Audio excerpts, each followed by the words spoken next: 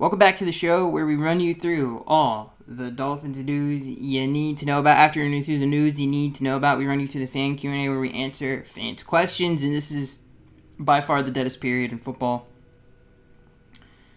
And especially if you're a fan of one sport, it's pretty rough. I cannot wait for the season to start.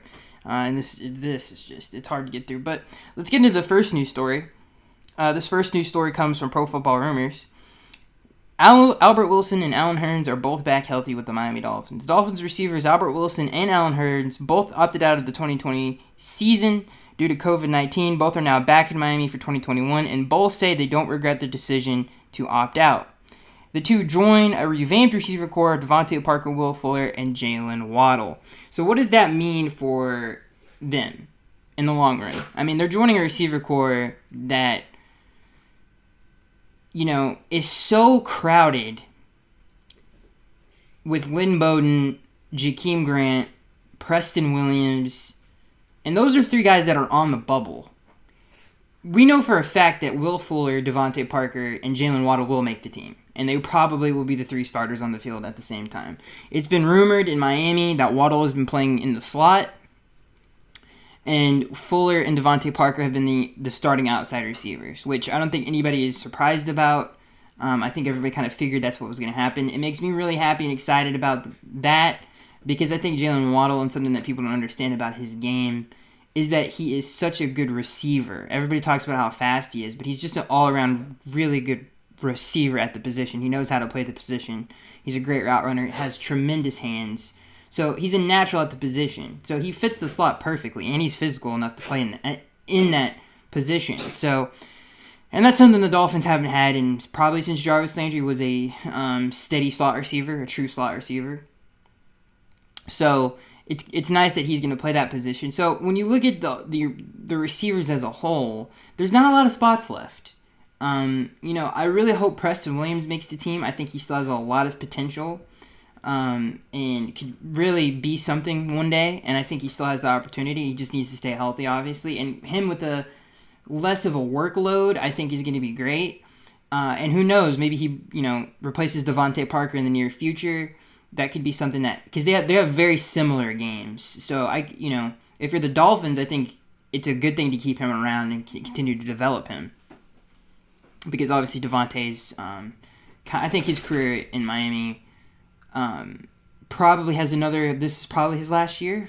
If he plays great, I could see him coming back for another year. But Preston Williams is young, and I would like to keep him around. He's a talented player. As for everyone else, I really don't care. I mean, Albert Wilson, Allen Hurns, Jakeem Grant, all of them have had their downsides. I mean, Allen Hurns had that 2019 skid where it was really bad. He wasn't catching anything. He was fumbling. It was not a good look for him. So he hasn't really been that reliable since he's been in Miami, even though he has a lot of talent in his own right. But he's not going to beat out Jalen Waddle for that slot position. And he's a possession receiver. So I don't see him making the team. And then you have Albert Wilson, who I think has the best chance out of at least those two to make the team. Everything that we've heard out of minicamp so far has been very positive. For Albert Wilson, which is really good. The Dolphins really like what he's been able to show since he's been back, which is awesome. Because I think when you look and people forget, Albert Wilson was insane when he was healthy. Like, he was taking over games. Like, he was a number one when he was healthy, and then obviously hurt the hip, and he hasn't been the same since. But if he can get back to that, I mean, that's big, dude. He brings an element to this team that Waddle does. He's fast. He's a great after-the-catch player, and it's going to help Tua out a lot in the quick passing game. You can get really creative with some of the things you can do with him. And he's a very versatile player. And if he can get back to being healthy, he's a game changer. So, it's a crowded room. I think if I had to put my 2 cents in, I think probably the guys that are definitely going to be kept that are on kind of the fringe, who I would say are locks, is Albert Wilson and Preston Williams. After that, Matt Collins I think makes the team because of special teams. Jakeem Grant might make the team for special teams. I don't think any of us want to see Jalen Waddle on a kick team or a punt team I mean, that immediately reminds me of when Raekwon McMillan was on special teams in preseason and he tore his ACL. Like, you just don't want that to happen. You need him for the regular season. So maybe they get Jakeem Grant to be the mandatory guy to, do some of those things. But like I said, after Preston and Albert, those guys have a lot of work to do. And I don't think the guys behind them will make the team as receivers. Like I said, I think Mike Collins makes the team as a special teamer. Jakeem Grant's best chance to make the team is a returner. Allen Hurns is kind of the odd man out. There's really no need for him. Preston Williams can do his job better, and he's more gifted athletically. He's bigger, and he does some of the same things that Allen Hurns does. So, that's like I said. I think those are probably what we're looking at when we look at the receiver. So it's kind of getting to be more clear now that we've seen some stuff in camp, who the favorites are, and who's kind of the guys that are left out. To me, that's what I would want to happen. I don't think you can let Preston Williams go. And Albert Wilson, he's another guy that if he can just stay healthy and he can get back to where he was. And, the last year he played with us, he got better as the year went on. I know I've said that a million times, but he really did. And like I said, I don't think people really understand. He's a 1 if he's healthy. Like, he was a 1 when he was beating up. I mean, that Bears game was a clinic, dude. A clinic. And it's the only reason we won that game. And he was a huge reason we went 3-0 to start that year. So you got to keep him, and you got to keep Preston around, because Preston, from everything that we've heard in camp, people love him in camp. People, especially last year, reporting that he has such a bright future, and we've seen that in flashes in games. So those guys are locked to me, and Hurns and Grant, really, I don't think that, nor they deserve to see any playing time on the field. But it is an interesting topic. Tua should be very happy, because not only does he have a really good receiving core that's really deep, but and I didn't even mention Malcolm Perry, by the way, or Lynn Bowden, who also have a leg up on Hurns and Grant, in my opinion. But those guys can make the team as more of utility guys and special teamers. I could see those guys make the team in some sort of vein in that way. Like, those guys can make the team in other ways. Grant can make the team as a returner, but Hurns, I have a hard time believing he's going to make the team, because that's all he can do is play receiver. So it's a tough debate. But back to what I was saying a second ago, Tua should be very. If I'm Tua, I'm happy. I mean, and I think the coaching staff has got to be really happy with how they've built this offense. We didn't even mention the tight ends that are stacked in their own right. I mean, Adam Shaheen really came on last year as kind of a dual threat type of a tight end who can get involved in the blocking game and who's a threat receiving. Then they draft Hunter Long, who is a very talented player who has a very bright future in the league. And Mike Gesicki, obviously, is one of the best tight ends in the league. So this offense is really good and really talented. And the offensive line is young, and it has a lot of talent on it as well. Really, to be honest with you, the center position is the only position I'm really concerned about. But I like Michael Dieter. He played better last year. So Tua, and honestly, and this offense is going to complement one of the best defenses in the NFL. This team is really good. It's a very, very good roster. It's a very, very good team. The best roster that I have seen and watched since I've been doing this channel, which I've been doing this for like 4 or 5 years now. And when you look at the roster, it's by far the best. So it's the most well-rounded and has the most depth that of any team that I've covered since I've been doing this. So let's move on. Let's go into this next news story. This comes from Pro Football Rumors. Xavier Howard, quote, dug in on contract issues. Dolphins cornerback Xavier Howard held out of minicamp and appears to be prepared to stay away from the club until he lands a new contract, as Barry Jackson of the Miami Herald writes. Howard is, quote, dug in on the issue, and if he does not get what he wants, the impasse could last well into August. Howard is coming off a tremendous season, we know. Dolphins head coach Brian Flores recently acknowledged that Howard's situation is, quote, unique. but he does not sound especially keen to rework the cornerback's existing contract. Miami was justifiably demanding a king's ransom for Howard at last year's trade deadline, and is unlikely the club will lower its asking price much at all. Here's the thing. If you're Chris Grier, and I want to come at it with it, we've already talked about how important, on last week's episode, how important X is to the team, why a corner of his caliber is more important than a pass rusher because of the scheme that we play. We've already talked about all that, so I'm coming at this from a completely different angle. If you're Chris Grier, and this issue presents itself, and I've already said that the only way I would trade X is if it was in a quarterback deal for someone like Deshaun Watson, or Aaron Rodgers to sweeten the pot. If you're presented with this issue, if you're Chris Grier, and forget about the quarterback thing and forget about all that other stuff, and as this article states, he wanted a king's ransom at the trade deadline. If you're Chris Grier, you have already accumulated all of these picks. You have built a dang good team, okay? You've done a great job.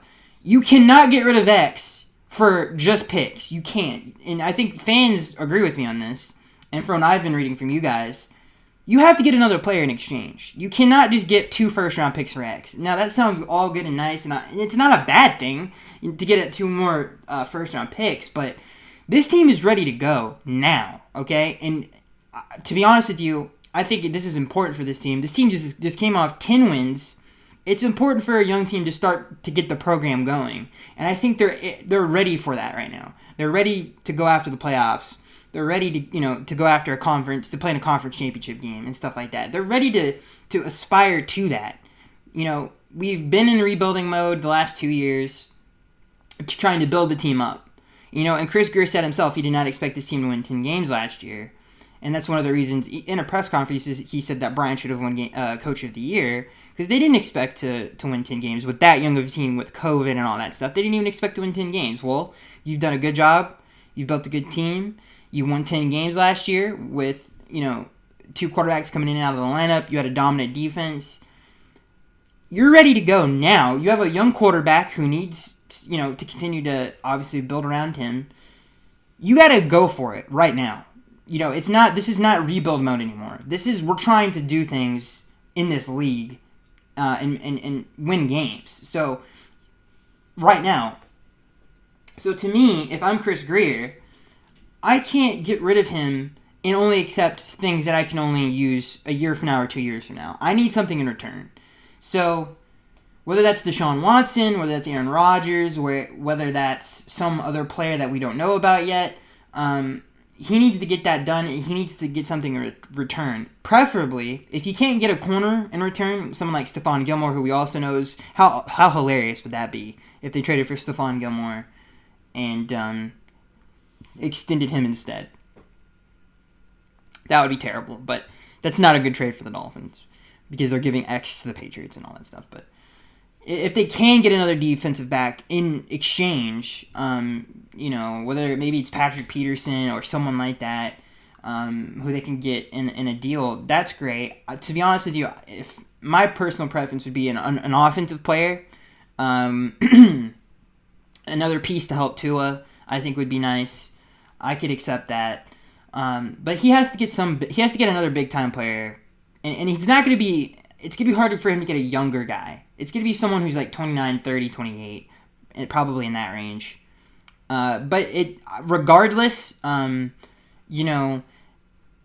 me, that's the best route to take. So we'll see what they end up doing. I still think X is coming back, and Dolphins should feel some type of way about the whole situation because, and I don't, because I'm like, listen, I don't care about any of that. Like, if he wants money, he wants money. I think you got to put your differences aside, and who cares if it's a new situation? And I've heard some people say it sets a bad precedent. Who knows if it actually will or not until it actually happens. So people shouldn't really speculate on that. All I'm worried about is what's best for the Dolphins, and what's best for the Dolphins is keeping X. So, to me, that's what they have to do. And hopefully they can get that done. And now, and again, I think the best case scenario for this is he stays, and if he is traded, they get Deshaun Watson or Aaron Rodgers. That's the best case scenario. That to me is the best case scenario. So this is really interesting, and we'll see what happens. We have some more Deshaun Watson news that we're going to talk about right now that I found very interesting. But I love X. I love him as a player. I think he's great. He's a special player. He's a fantastic Dolphin, and hopefully they can find some way to get him back. All right, let's get into the next news story. This is a very interesting one, and it kind of, we were just talking about trades and stuff like that. It was a potential trade that could happen. Now, everyone knows listening to this podcast, I've covered this since the beginning, okay?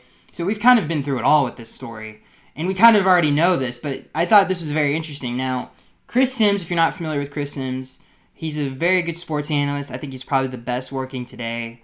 You know, he teaches about, not only does he analyze, but he teaches the game.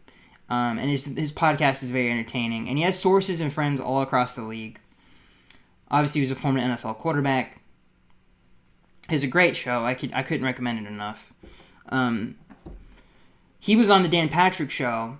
And in the past, and even in this interview that he did, he has said that, you know, he has friends within the Dolphins organization. He knows people there. He worked with Brian Flores, our head coach, obviously. He worked with him in New England when Chris was there as a scout. And, you know, so he has sources there. And he was saying, they were talking about quarterbacks on the hot seat, and he said, you know, Tua and the Dolphins would and were going to trade for Deshaun Watson. They were going to, without a doubt. He said it was like it was a fact. Like, they were going to do this. They were going to make an offer for Deshaun Watson.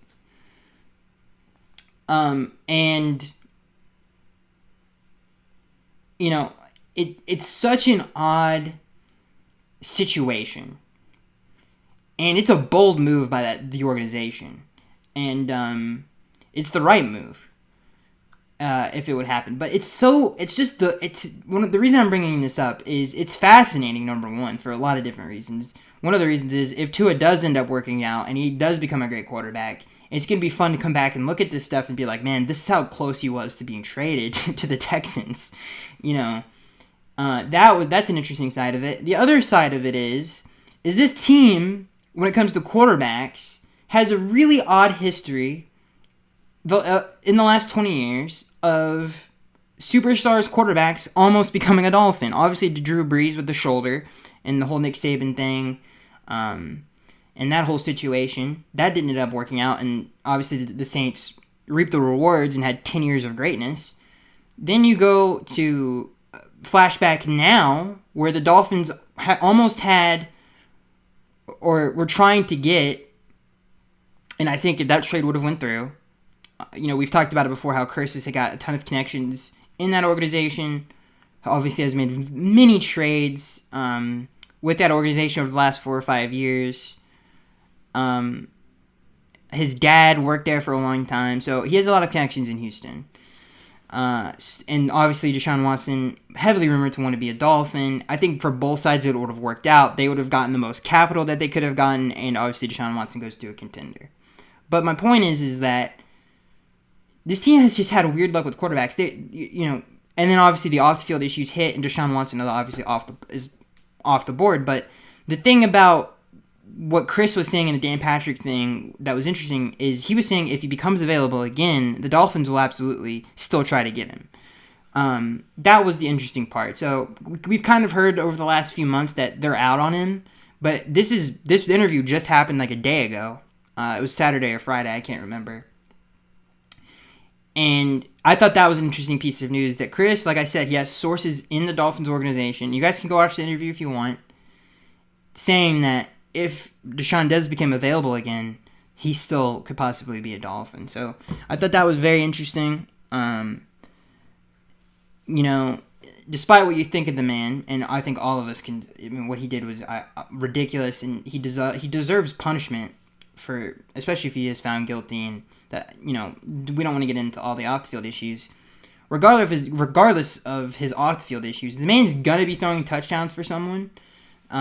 It's gonna be interesting to see who it's gonna be, and how the Tua situation factors into this whole thing. it's a fascinating story. So just a little update on that.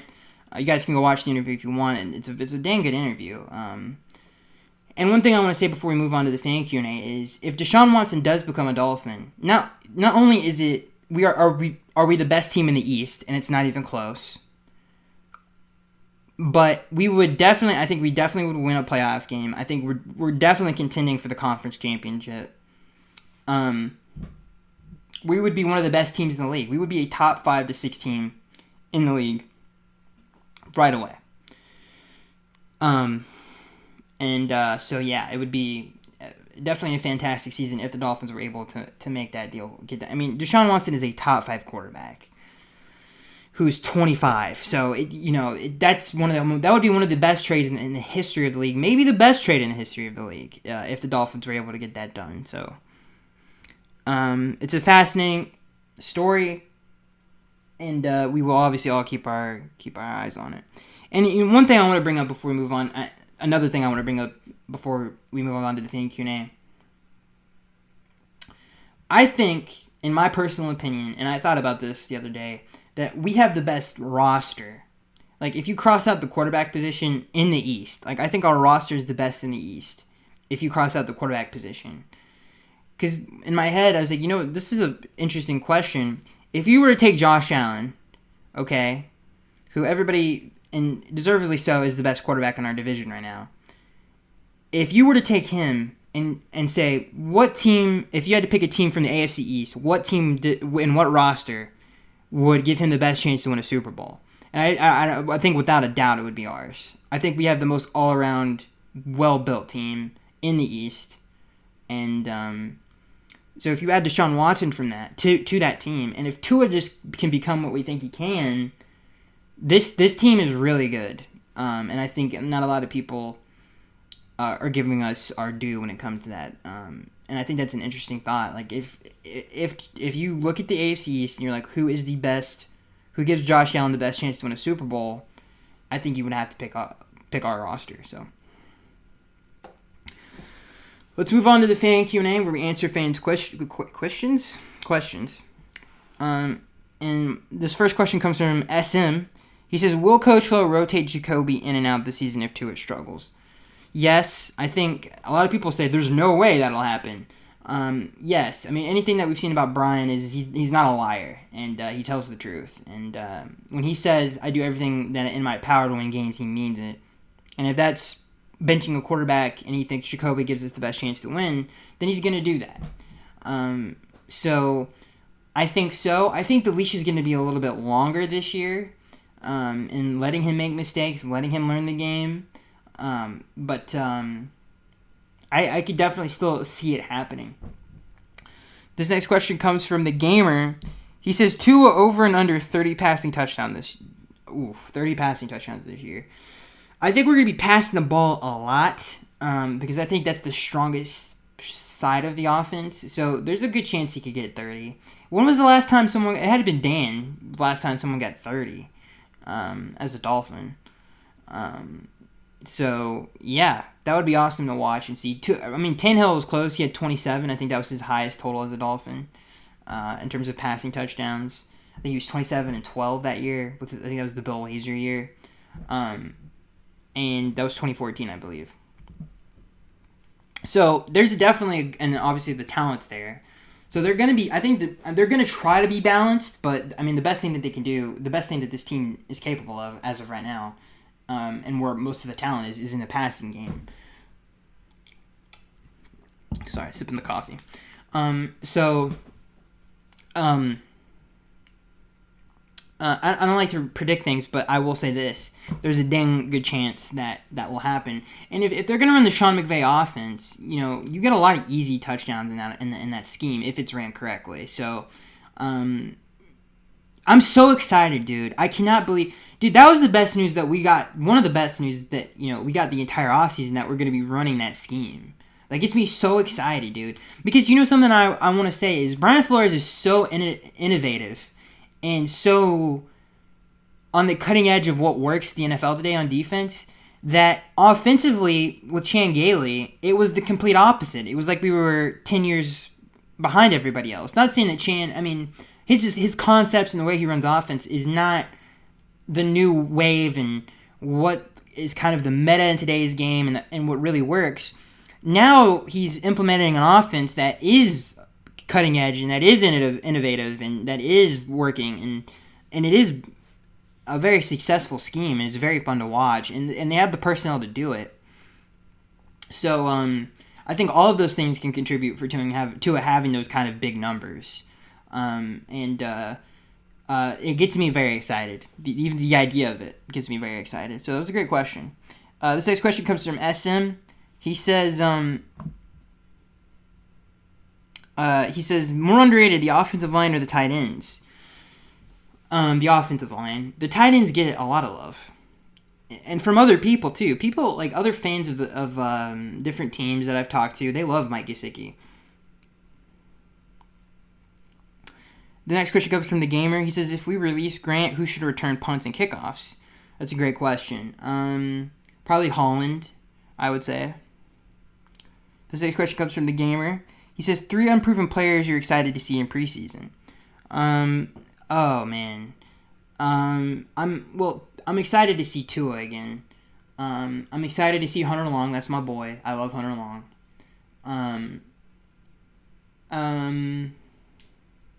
The third, I'm excited to see Phillips because he's one of the best players we've drafted in a long time.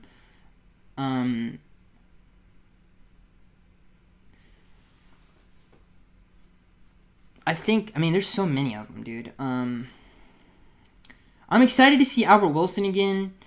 I'm excited to see a lot of them again.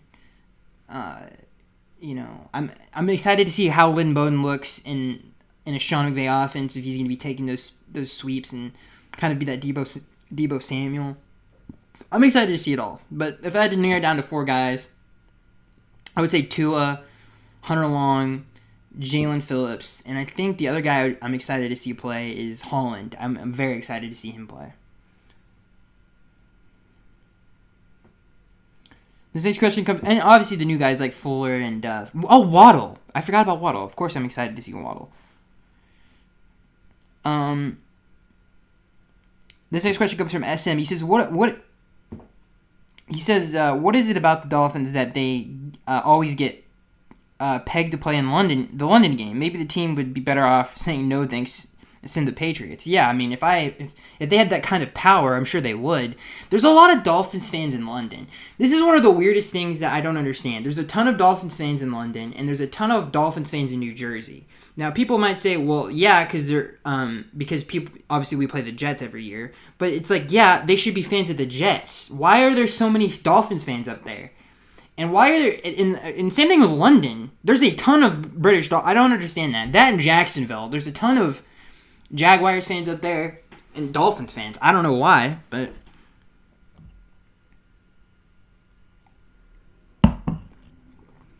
this next question comes from the Gamer. He says, do you think Robert Hunt will be a borderline Pro Bowler at guard? The Dolphins seem to think so. So I hope so. And I think he has the ability to do it, so yeah. This next question comes from Richard. He says, this could be the fastest wide receiver core the Dolphins have had since 2001, when Chris Chambers and James McKnight and Dedrick Ward, Fuller, and Waddle can score anywhere on the field. You are right, the receiving core was slow last season. Hollins and Ford were slow. My grandmother could outrun them in a sundress. Okay, so this is interesting because what he says, I mean, if you go back and just watch like the all 22 of our games, especially the end of November and December, basically watch the Chiefs game and then on and see how much and even the Denver game, see how much of a struggle it was. Like, watch what Tua sees. People were not getting separation on a consistent basis. We had no slot receiver. We didn't have anybody who was a chain mover. The guy that was best at it at the time was Lynn Bowden, and he was the only one doing anything, really. So, I mean, I agree. I think 2001 is an interesting one. You know, when some of those Ted Ginn teams, What else? What other teams am I thinking about? Yeah, I mean, to be honest with you, I think that this team now would beat that team in 2001 in speed. Chris Chambers is not outrunning anybody on this team. I mean, Will Fuller and Waddle have like unreal speed. So, and Grant's pretty fast too. So, I don't know. I think you're right, Richard. I think this is the fastest receiving core we've had in a long time, for sure.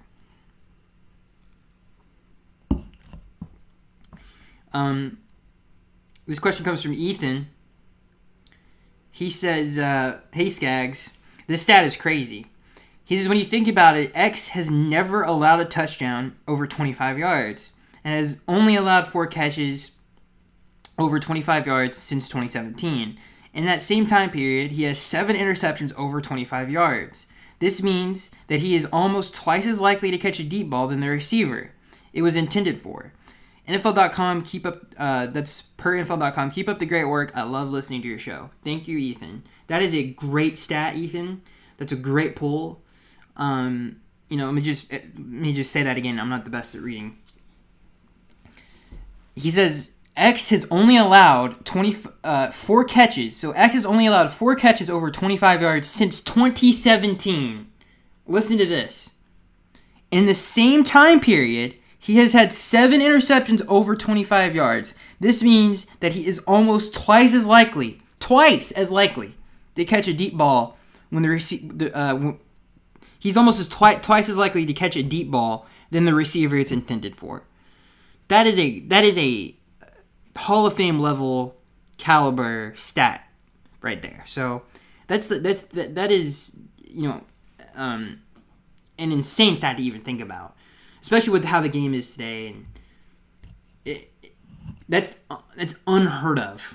So again, that's another reason to keep X. It's a great pull by Ethan. This next question comes from KC Fanatic. He says, what is, in your opinion, the best Dolphins news source? What is the worst? It seems ESPN always rates us lower in the power rankings. I would say the best Dolphins news source is NBC Sports. I think that is great, even though I disagree with it a lot of the time. I think they're very educated on the game, and their analysts. And ESPN, in terms of their writers, like their beat writers, they have a focus on the game, but the NBC guys, their only focus is football, and they're very, not only have they played the game on a professional level, but they keep up with the game, and they're nerds of the game as well. So I would say those guys are really good. And I think the worst is the worst news source for anything is ESPN. You're not going to learn anything about any of the game sports things that they're talking about. You're not going to learn anything about that stuff. That and like Undisputed, it's literally just entertainment. That's all it is. It's not even sports news. It's just entertainment. So you're not going to learn anything when you watch those shows. So it's literally entertainment and opinions.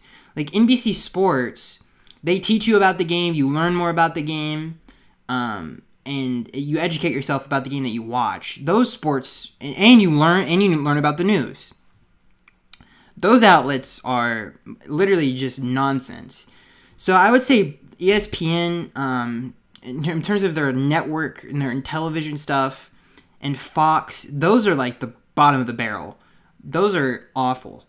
So I would say those are probably the worst. Bleacher Report, the reason Bleacher Report is annoying is because their lists and articles are probably the worst in sports media. Some of their opinions and just their articles are so lazy. They're so lazy, dude. Some of them are so short. It's like, how does someone get paid for that? I don't even understand what's going on at Bleacher Report. There's something going on there. But, they need, especially in a slow year, basketball is obviously, and I guess golf, but other than that, there's nothing really happening. So you gotta kind of, get clicks and stuff like that. But yeah, so I guess that's to answer your question, Casey. There you go. And I want to say this right now: if ESPN and other outlets rank us low, I'm literally just speaking in terms of like just sports in general, is what I'm saying. So it has nothing to do with the Dolphins. Like, I'm saying, like, anything that you watch on is what I mean. In terms of even in Dolphins news, you're going to get more and more coverage from NBC Sports than those other shows as well. And you're going to get an educated opinion if you go to NBC Sports. This next question comes from Ahmed. He says, do you think Greer has thrown an offer out for Aaron Rodgers? Now that 2021 opt-out is being considered, it takes some serious faith to think Tua takes the team to the playoffs, and to me, even more shocking, to assume that he will do more than one and done. This time next year, fans will be saying that it was Tua's first time being healthy and a long time growing into his body, new mechanics, so 2021 was his actual rookie year. I disagree with that. I have not said that, okay? And I defended Tannehill for like forever on this show. And even me, okay, I honestly cannot believe Dolphins fans. Listen, this team is good. Brian Flores is a great head coach. Let's not ruin that. If Tua isn't the guy, you just have to move on. And I hope Stephen Ross is educated enough in the game of football to understand what he has in terms of the people running the organization is special, is very special. And you're not going to get that again. And, it's not just my opinion. It's people around the league's opinion that this is the best the organization has been ran in Miami in 20 years. So you cannot sacrifice that for Tua, okay? And usually it's the other way around. Like, you fire him and then try to make Tua work. Well, in this scenario, you can't do that. It's Tua who has to be on the hot seat. So I don't think fans are like that. I think they're like that now. But if he has another bad year, which his rookie year was not bad.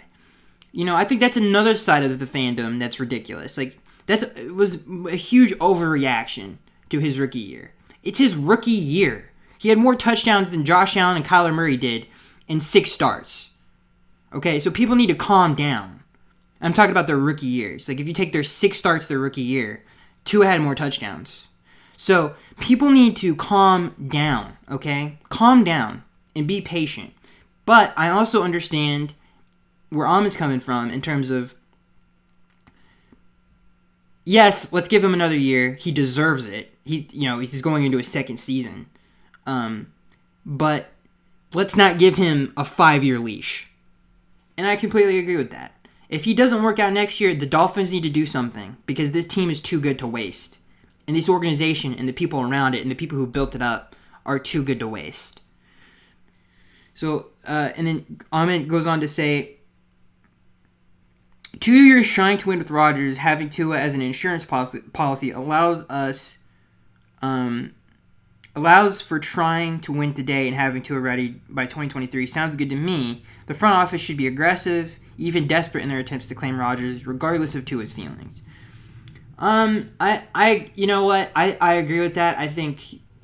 I don't agree with the whole, I agree with first of all, Tua wouldn't be, if you're getting Aaron Rodgers or Deshaun Watson, Tua's in that deal. He would not still be on the team. So, they're not going to be able to have the best of both worlds on that one.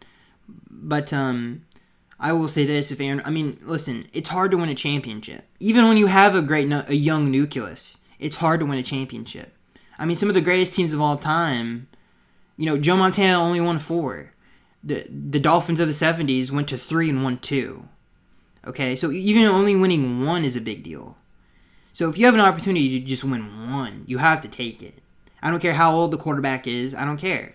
Aaron Rodgers, if he's a Dolphin, gives us a very good chance of winning a Super Bowl. So, you have to take into all that stuff into account. But we'll see what happens. I think either way, the Dolphins' future is very bright. I think that's it, ladies and gentlemen.